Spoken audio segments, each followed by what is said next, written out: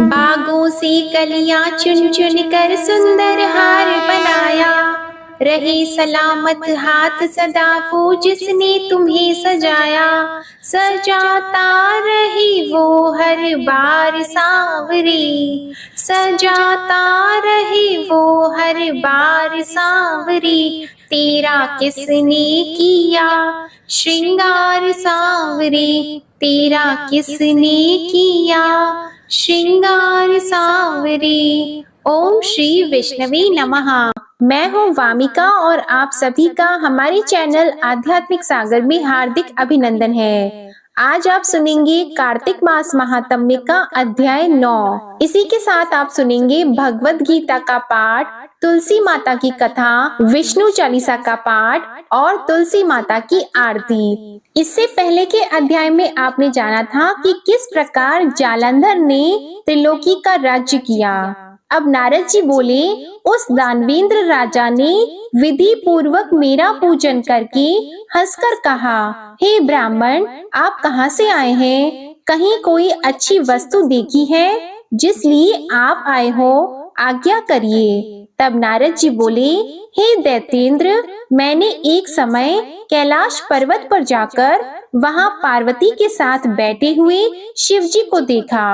10,000 योजन चौड़ा वह कैलाश पर्वत है। वहाँ अनेकों कल्प वृक्ष और कामधेनु हैं और चिंतामणियों से वह भूमि प्रकाशित है। उसे देखकर मुझे आश्चर्य हुआ कि तीनों लोकों में इनके समान रिद्धि कहीं है ही नहीं। हे दैत्येंद्र, जब तुम्हारी रिद्धि की मुझे याद आई तो उसके देखने के लिए मैं यहाँ आया हूँ। तुम्हारी रिद्धि को देखकर ऐसा लगता है कि त्रिलोकी में तुम्हारे समान भाग्यशाली कोई नहीं है। फिर भी स्त्री रत्न के बिना तुम्हारी उस सिद्धि को देखकर विचार करता हूँ कि महादेव जी के समान सुखी कोई त्रिलोकी में नहीं है। अप्सरा, नाग कन्या आदि यद्यपि आपके यहाँ है तो भी पार्वती सी सुंदर नहीं है। जिसके सुंदरता रूपी समुद्र में डूबकर ब्रह्मा जी ने पार्वती जैसी अनेक अप्सराओं को बनाया, परंतु उसके रूप के समान कोई अप्सरा नहीं हुई। स्त्री रत्न के भोगने वाले महादेव जी का वैभव श्रेष्ठ है। ऐसे कह के जब मैं वहाँ से चल दिया तब वह दैत्यराज उसके रूप को सुनकर कामदेव से पीड़ित हो गया।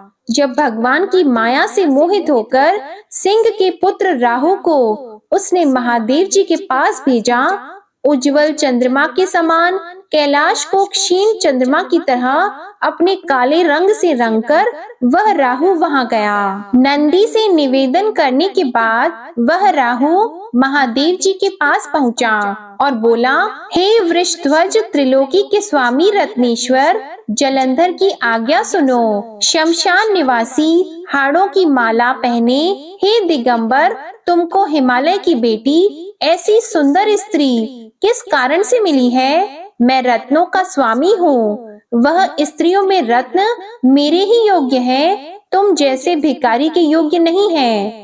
तब नारद जी बोले, राहु के ऐसा कहते ही महादेव जी की भ्रिकुटी से भयंकर जैसा एक पुरुष पैदा हो गया।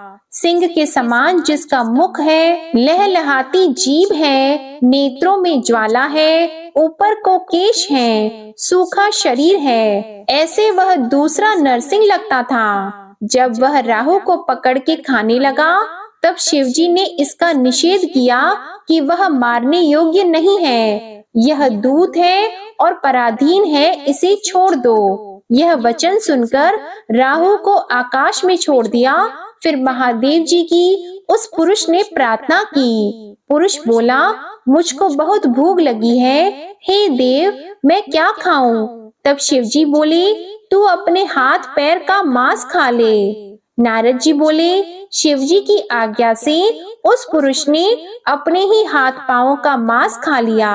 अब उसका केवल सिर ही बाकी रह गया। यह देखकर शिवजी प्रसन्न होकर उस भयंकर पुरुष से बोले, हे कीर्ति मुख, तू सदा मेरे द्वार पर रहना। नारद जी बोले, उसी दिन से कीर्ति मुख देवताओं के द्वार पर रहने लगा जो पहले कीर्ति मुख का पूजन नहीं करते हैं, उनका पूजन वृथा है। उससे छोड़ा गया राहु बर्बर स्थल पर गिरा, इसी से बर्बर नाम से प्रसिद्ध है। फिर उस राहु ने अपना द्वितीय जन्म समझकर जलंधर के पास जाके ये सब बातें कहीं। इसके आगे का वृतांत आप अगले अध्याय में सुनिएगा। अब आप सुनिए भगवत गीता का यह अध्याय। भगवान श्री विष्णु कहते हैं, देवी अब सब लोगों द्वारा सम्मानित 5वें अध्याय का महात्म्य संक्षेप से बताता हूँ, सावधान होकर सुनो। मध्य देश में पुरुकुत्सपुर नामक एक नगर है। उसमें पिंगल नामक एक ब्राह्मण रहता था। वह वेद पाठी ब्राह्मणों के विख्यात वंश में जो सर्वथा निष्कलंक था उत्पन्न हुआ था, किंतु अपने कुल के लिए उचित वेद शास्त्रों के स्वाध्याय को छोड़कर ढोल आदि बजाते हुए उसने नाच गान में मन लगाया। गीत, नृत्य और बाजा बजाने की कला में परिश्रम करके पिंगल ने बड़ी प्रसिद्धि प्राप्त कर ली और उसी से उसका राजभवन में भी प्रवेश हो गया। धीरे धीरे अभिमान बढ़ जाने से उच्च श्रृंखल होकर वह एकांत में राजा से दूसरों के दोष बताने लगा। पिंगल की एक स्त्री थी जिसका नाम था अरुणा। वह नीच कुल में उत्पन्न हुई थी। उसने पति को अपने मार्ग का कंटक समझकर एक दिन आधी रात में घर के भीतर ही उसका सिर काटकर मार डाला और उसकी लाश को जमीन में गाड़ दिया। इस प्रकार प्राणों से वियुक्त होने पर वह यमलोक में पहुंचा और भीषण नरकों का उपभोग करके निर्जन वन में गिद्ध हुआ। अरुणा भी भयंकर रोग से अपने शरीर को त्याग कर घोर नरक भोगने के पश्चात उसी वन में शुकी हुई। एक दिन वह दाना चुगने की इच्छा से इधर उधर फुदक रही थी। इतने में ही उस गिद्ध ने पूर्व जन्म के वैर का स्मरण करके उसे अपने तीखे नखों से फाड़ डाला। शुकी घायल होकर पानी से भरी हुई मनुष्य की खोपड़ी में गिरी। गिद्ध पुनः उसकी ओर झपटा। इतने में ही जाल फैलाने वाले बहेलियों ने उसे भी बाणों का निशाना बनाया। उसकी पूर्व जन्म की पत्नी शुकी उस खोपड़ी के जल में डूबकर प्राण त्याग चुकी थी। फिर वह क्रूर पक्षी भी उसी में गिरकर डूब गया। तब यमराज के दूत उन दोनों को यमराज के लोक में ले गए। वहां अपने पूर्वकृत पाप कर्म को याद करके दोनों ही भयभीत हो रहे थे। तदंतर यमराज ने जब उनके घृणित कर्मों पर दृष्टिपात किया, तब उन्हें मालूम हुआ कि मृत्यु के समय अकस्मात खोपड़ी के जल में स्नान करने से इन दोनों का पाप नष्ट हो चुका है। तब उन्होंने उन दोनों को मनोवांछित लोक में जाने की आज्ञा दी। यह सुनकर अपने पाप को याद करते हुए वे दोनों बड़े विस्मय में पड़े और पास जाकर धर्मराज के चरणों में प्रणाम करके पूछने लगे, भगवान, हम दोनों ने पूर्व जन्म में अत्यंत घृणित पाप का संचय किया है, फिर हमें मनोवांछित लोकों में भेजने का क्या कारण है, बताइए। यमराज ने कहा, गंगा के किनारे वट नामक एक उत्तम ब्रह्मज्ञानी रहते थे। वे एकांत सेवी, ममता रहित, शांत, विरक्त और किसी से भी द्वेष न रखने वाले थे। प्रतिदिन गीता के 5वें अध्याय का जप करना उनका सदा का नियम था। 5वें अध्याय को श्रवण कर लेने पर महापापी पुरुष भी सनातन ब्रह्मा का ज्ञान प्राप्त कर लेता है। उसी पुण्य के प्रभाव से शुद्ध चित्त होकर उन्होंने अपने शरीर का परित्याग किया था। गीता के पाठ से जिनका शरीर निर्मल हो गया था, जो आत्मज्ञान प्राप्त कर चुके थे, उन्हीं महात्मा की खोपड़ी का जल पाकर तुम दोनों पवित्र हो गए हो। अतः अब तुम दोनों मनोवांछित लोकों को जाओ, क्योंकि गीता के 5वें अध्याय के महात्म्य से तुम दोनों शुद्ध हो गए हो। श्री भगवान विष्णु कहते हैं, सबके प्रति समान भाव रखने वाले धर्मराज के द्वारा इस प्रकार समझाए जाने पर वे दोनों बहुत प्रसन्न हुए और विमान पर बैठकर वैकुंठ धाम को चले गए। ओम नमो भगवते वासुदेवाय नमः। भगवद गीता का अध्याय समाप्त हुआ। अब आप सुनेंगे तुलसी माता की कथा और तुलसी माता की आरती। कार्तिक के महीने में एक बुढ़िया माई तुलसी जी को सींचती थी और कहती थी, हे तुलसी माता, सत की दाता, मैं तेरा बिरला सींचती हूँ, मुझे बहू दे, पीतांबर की धोती दे, मीठा मीठा घास दे, वैकुंठा में वास दे, चटक की चाल दे, पटक की मोत दे, चंदन का काट दे, रानी सा राज दे, दाल भात का भोजन दे, ग्यारस की मौत दे, कृष्ण जी का कंधा दे। तब तुलसी माता यह सुनकर सूखने लगी तो भगवान ने पूछा, हे तुलसी, तुम क्यों सूख रही हो? तो तुलसी माता ने कहा कि एक बुढ़िया रोज आती है और यही बात कह जाती है, मैं सब बात तो पूरा कर दूंगी, लेकिन भगवान कृष्ण का कंधा कहाँ से लाऊंगी? तो भगवान बोले, जब वो मरेगी तो मैं अपने आप कंधा दे आऊंगा, तू बुढ़िया माई से कह देना। जब बुढ़िया माई मर गई, सब लोग आ गए। जब माई को ले जाने लगे तो वह किसी से नहीं उठी। तो भगवान श्री कृष्ण एक बार 12 बरस के बालक का रूप धारण करके आए और बालक ने कहा, मैं कान में एक बात कहूंगा तो बुढ़िया माई उठ जाएगी। बालक ने बुढ़िया माई के कान में कहा, बुढ़िया माई, मन की निकाल ले, पीतांबर की धोती ले, मीठा मीठा घास ले, वैकुंठा में वास ले, चटक की चाल ले, पटक की मौत ले, कृष्ण जी का कंधा ले।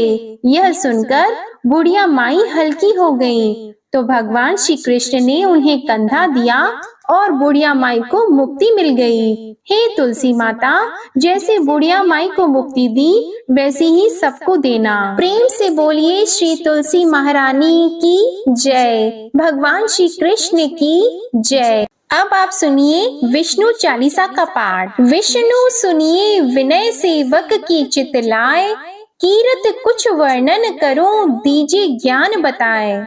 नमो विष्णु भगवान खरारी, कष्ट नशावन अखिल बिहारी, प्रबल जगत में शक्ति तुम्हारी, त्रिभुवन फैल रही उजियारी। सुंदर रूप मनोहर सूरत, सरल स्वभाव मोहनी मूरत, तन पर पीतांबर अति सोहत, बैजंती माला मन मोहत, शंख चक्र कर गदा विराजे, देखत दैत्य असुर दल भाजे, सत्य धर्म मद लोभन गाजे, काम क्रोध मद लोभन छाजे, संत भक्त सज्जन मन रंजन, दनुज असुर दुष्टन दल गंजन, सुख उपजाए कष्ट सब भंजन, दोष मिटाय करत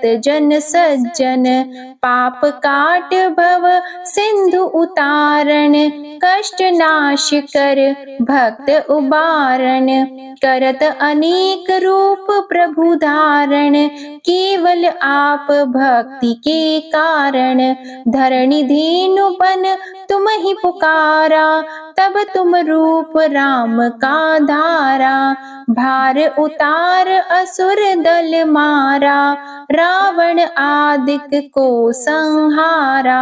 आप वराह रूप बनाया, हिरण्याक्ष को मार गिराया, धर्मस्य तन सिंधु बनाया, 14 रत्नन को निकलाया, अमिलख असुरन द्वंद मचाया, रूप मोहिनी आप दिखाया, देव को अमृत पान कराया, असुरन को छवि से बहलाया, कूर्म रूप धर सिंधु मझाया, मंदराचल गिरि तुरत उठाया, शंकर का तुम फंद छुड़ाया, भस्मासुर को रूप दिखाया, वेदन को जब असुर डुबाया, कर प्रबंध उन्हें ढूंढवाया, मोहित बन कर खल ही नचाया, उस ही कर से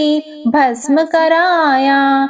असुर जलंधर अति बलदाई, शंकर से उनकी लड़ाई। हार पार शिव सकल बनाई, कीन सती से छल खल जाई। सुमिरन कीन तुम्हें शिव रानी, बतलाई सब विपत कहानी। तब तुम बने मुनीश्वर ज्ञानी, वृंदा की सब सुरति भुलानी। देख तीन धनुज शैतानी, वृंदा आए तुम्हें लपटानी। हो स्पर्श धर्म क्षति मानी, हना असुर उर शिव शैतानी। तुमने ध्रुव प्रहलाद उबारे, हिरणाकुश आदिक खल मारे। गणिका और अजामिल तारे, बहुत भक्त भव सिंधु उतारे। हरहु सकल संताप हमारे, कृपा करहु हरि सिरजनहारे। देखहु मैं निज दर्श तुम्हारे, दीप बंधु भक्तन हितकारे। चाहता आपका सेवक दर्शन, करहु दया अपनी मधुसूदन। जानो नहीं योग्य जब पूजन, होय यज्ञ स्तुति अनुमोदन। शील दया संतोष सुलक्षण, विदित नहीं व्रत बोध विलक्षण। करहु आपका किस विधि पूजन, कुमति विलोक होत दुख भीषण। करहु प्रणाम कौन विधि सुमिरन, कौन भांति मैं करहु समर्पण। सुर मुनि करत सदा सेवकाई, हर्षित रहत परम गति पाई। दीन दुखिन पर सदा सहाई, निज जन जान लेव अपनाई। पाप दोष संताप नशाओ, भव बंधन से मुक्त कराओ। सुत संपत्ति दे सुख उपजाओ, निज चरणन का दास बनाओ। निगम सदा ये विनय सुनावे, पढ़े सुने सो जन सुख पावे। ओम श्री विष्णवे नमः। अब आप सुनिए तुलसी माता की आरती। तुलसी महारानी नमो नमो, हरि की पटरानी नमो नमो।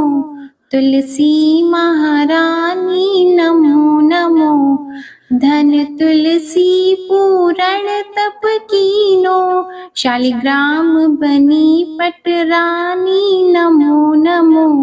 तुलसी महारानी नमो नमो, हरि की पटरानी नमो नमो। जाकी पत्र मंजरी कोमल, श्रीपति कमल चरण लपटानी नमो नमो। तुलसी महारानी नमो नमो, हरि की पटरानी नमो नमो। कौन से महीने बोई रानी तुलसा, कौन से महीने हुई हरियाली नमो नमो। कौन से महीने हुई तेरी पूजा, कौन से महीने हुई पटरानी नमो नमो। तुलसी महारानी नमो नमो, हरि की पटरानी नमो नमो। आषाढ़ मास में बोई रानी तुलसा, सावन मास में हुई हरियाली नमो नमो। तुलसी महारानी नमो नमो। कार्तिक मास में हुई तेरी पूजा, मंगसिर मास में हुई पटरानी नमो नमो। तुलसी महारानी नमो नमो। धूप दीप नैवेद्य आरती, पुष्पन की वर्षा बरसानी नमो नमो। तुलसी महारानी नमो नमो। 56 भोग 3600 व्यंजन, बिन तुलसा हरि एक न मानी नमो नमो। तुलसी महारानी नमो नमो। जो तुलसी को सवेरे गाए, श्री कृष्ण के दर्शन पाए। नमो नमो तुलसी महारानी नमो नमो। जो तुलसी को दोपहर में गाए, खीर खांड का भोग लगाए। नमो नमो तुलसी महारानी नमो नमो। जो तुलसी को सांझ को गाए, श्री कृष्ण की आरती उतारे। नमो नमो तुलसी महारानी नमो नमो। जो तुलसी को रात को गाए, श्री कृष्ण के चरण दबाए। नमो नमो तुलसी महारानी नमो नमो। सभी सखी मैया तेरो यश गावे, भक्ति दान दीजिए महारानी। नमो नमो तुलसी महारानी नमो नमो। तुलसी महारानी नमो नमो। हरि की पटरानी नमो नमो। प्रेम से बोलिए तुलसी माता की जय, लक्ष्मी माता की जय, भगवान विष्णु जी की जय। यह थी आज की कार्तिक मास महात्म्य की कथा। आपको आज की कथा पसंद आए तो वीडियो को लाइक करिएगा और शेयर करिएगा। कमेंट में भगवान विष्णु जी की जय जरूर लिखिएगा और चैनल को भी सब्सक्राइब करिएगा।